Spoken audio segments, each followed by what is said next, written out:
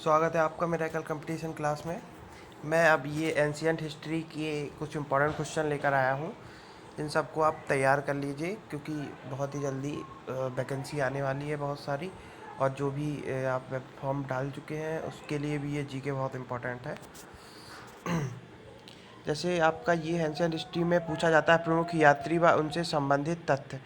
तो प्रमुख यात्री आपका हिनसांग। अब पूछा जाएगा हिनसांग कैसा है, कहाँ का यात्री था। तो हिनसांग चीनी यात्री था। ठीक है। और ये इसका उपनाम। और हिनसांग हिनसांग को आप यात्रियों का राजकुमार भी कह सकते हैं और वर्तमान साक्यवती भी कहा जाता है। और इसका सीयूकी नामक यात्रा विवरण मिलता है। और ये हर्षवर्धन के शासनकाल में भारत में भ्रमण किया था। नेक्स्ट है आपका मैगस्थनीज यूनानी था और इसने इंडिका पुस्तक लिखी और ये चंद्रगुप्त मौर्य के दरबार में रहता था।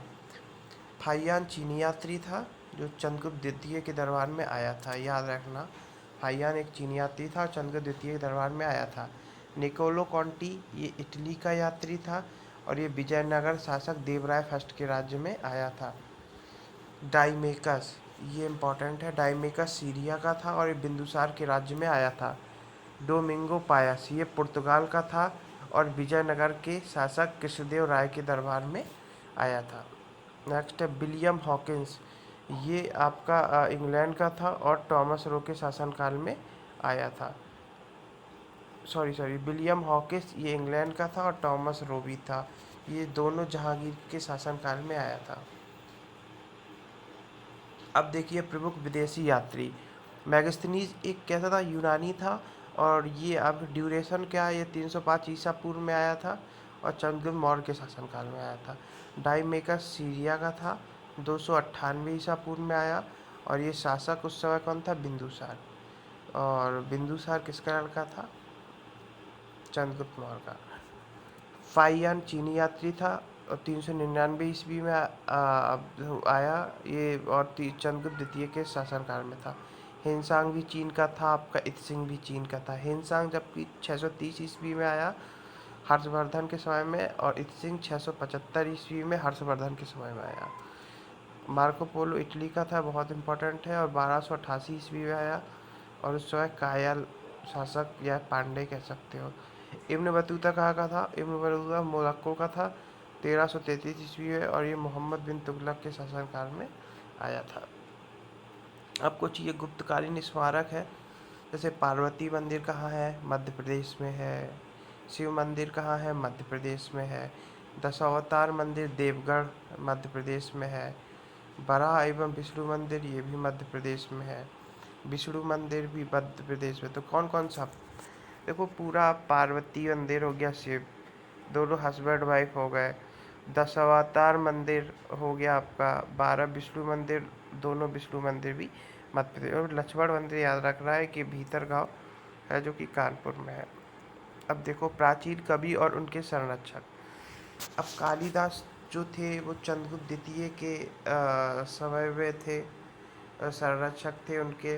बाणभट्ट हर्षवर्धन के समय थे आपके। सोमदेव विग्रहराज चतुर्थ के समय में थे। चंद्रबरदाई पृथ्वीराज चौहान के समय में थे। बदायूनी और फैजी अकबर के समय में थे। अमीर खुसरो अलाउद्दीन खिलजी के समय में थे। और ये अमीर खुसरो का जन्म कहाँ हुआ था, एटा कासगंज में हुआ था, इसको भी याद रखो। ये तबला वादक मतलब तबला के जनक भी कहलाते हैं। और भी बहुत चीज़ों में ये खास है। अबुल फजल अकबर, अबुल फजल जो है अकबर के समय में थे। अब देखो अशोककालीन प्रांत और उनकी राजधानियाँ। उत्तरापद तक्षशिला थी उत्तरापद की। दक्षिणापद की सुवर्णगिरी। अवंती उज्जैनी। मध्य क्षेत्र पाटलिपुत्र और कलिंग तोसली। अब ये अंग महाजनपद 16 थे। तो इसमें मगध आपका सबसे बड़ा और सबसे शक्तिशाली महाजनपद में जाना जाता है। अंग चंपा, काशी वाराणसी, मगध गिरिब्रज या राजगृह, अवंती उज्जैनी महेश्वती, वत्स कौशाम्बी, गांधार तक्षशिला, कम्बोज की हाटा, कुरु की इंद्रप्रस्थ, पांचाल की काम्पिल, असमक की पोतन या पोटली, मल्ल की कुशीनारा, चेदी की सुक्तिमती, सूरसेन की मथुरा, मत्स्य की विराटनगर, बज्जी की विदेह या मिथिला, कौशल की श्रावस्ती। बुद्ध के जीवन से संबंधित बौद्ध धर्म के प्रतीक। देखो, जन्म हुआ था इनका 563 ईसा पूर्व में, महात्मा बुद्ध का, और महावीर स्वामी का 599 ईसा पूर्व में हुआ था। और इनका प्रतीक क्या था जन्म का? कमल। 29 वर्ष की आयु में उन्होंने गृहत्याग किया, वह प्रोसेस आपकी महाभिनिष्क्रमण कहलाई, और घोड़ा इसका सिंबल था, प्रतीक था। 35 वर्ष की आयु में ज्ञान प्राप्ति हुई, बोधि वृक्ष के नीचे और पीपल के पेड़ के नीचे, प्रतीक था ये।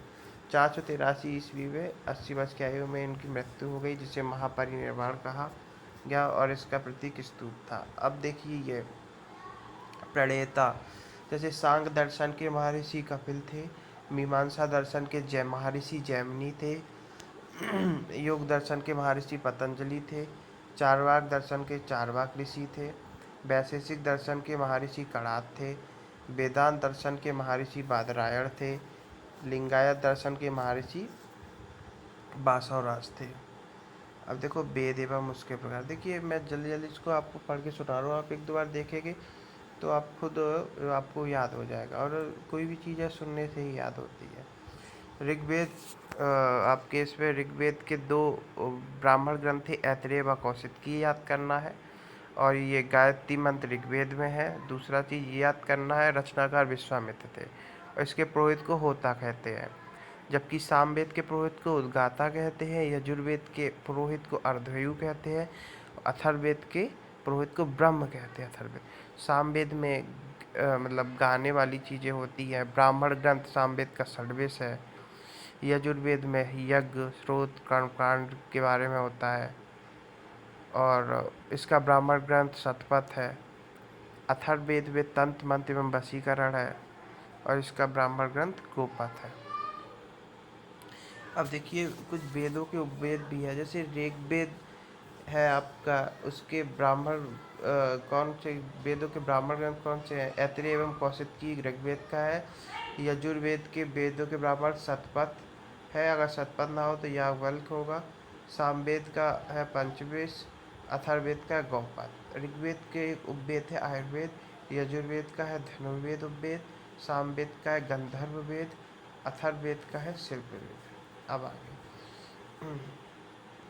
देखिए, हड़प्पा रावी नदी के किनारे है, मोहनजोदड़ो सिंधु नदी के किनारे है, सुतकांगेडोर दास नदी के किनारे है, चन्हूदड़ो सिंधु नदी के किनारे है, कालीबंगा घग्गर नदी के किनारे है, कोरडीजी सिंधु नदी के किनारे है, रंगपुर भादर नदी के किनारे है, रोपड़ सतलज नदी के किनारे है, लोथल भोगवा नदी के किनारे है, और आलमगीरपुर हिंडन नदी के किनारे है, और बनावली रंगोली नदी के किनारे है।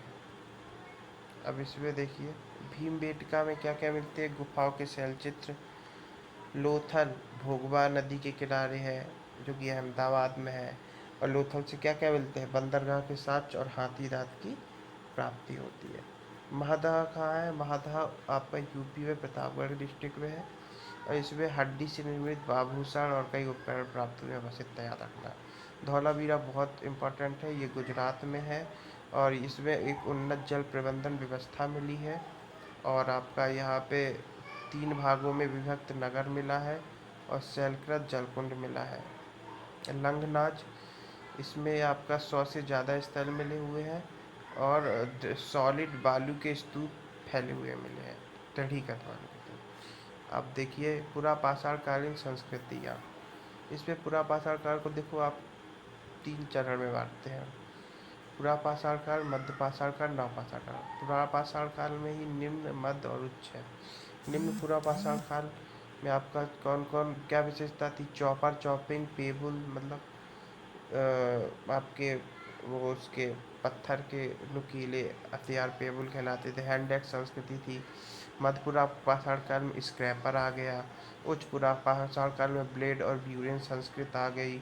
मध्य पाषाण में माइक्रोलिथ, छोटे छोटे माइक्रो पत्थर वगैरह नुकीले, ये सब आया। नवपाषाण काल में चमकदार पॉलिश की सभ्यता, ये सब चीज़ें आ गई। देखिए, मैं इसको अपलोड करता हूँ, अगर आपको सही से दिखाई ना दे तो आप इसको सुनिए। थैंक